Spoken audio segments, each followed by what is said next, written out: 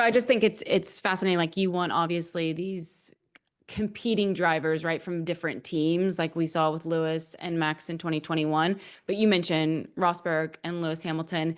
I think sometimes the in-house competition between the two drivers, like to your point, it's a done deal that McLaren's likely going to lock up the constructors. But now seeing two great drivers, two young drivers go head to head, I think makes this season all the more fascinating, even though we don't have the great players and the more parity that we were hoping for, like we saw a season ago. Do you know what I mean? At least we're giving this gift between these two drivers.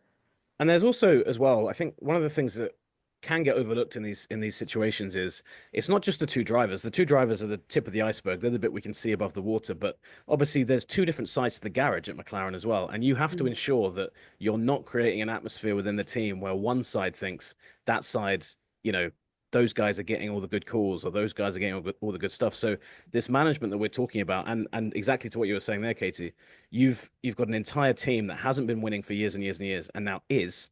And I think that Zach Brown definitely, but Andrea Stella was there at Ferrari. You know, he lived through all those Rubens Barrichello, Felipe Massa team orders that killed both of those drivers kind of, you know, where they were at kind of mentally.